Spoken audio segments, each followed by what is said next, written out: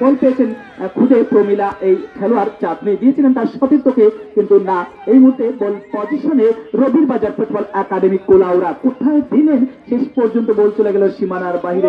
যেমনটাই বলছিলাম, বিভিন্ন শ্রেণী পেশার ফুটবল প্রেমীরা এসেছেন, শ্রেণী ধর্ম নির্বিশেষে এখন পর্যন্ত তাদের জাল অক্ষত রেখেছে। তারা 3-0 গোলে এগিয়ে রয়েছে। এই মুহূর্তে বল পেয়েছেন আবারও রায়হান, যার নামের পিছনে 2টি গোল রয়েছে।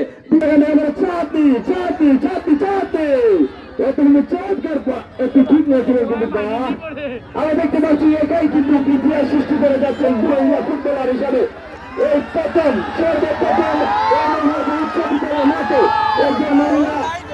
খেলছেন হবিগঞ্জের হয়ে 3-0 গোলের জয় পেয়ে গেল শাহজাহান কিংস ফুটবল একাডেমি মাপিগঞ্জ।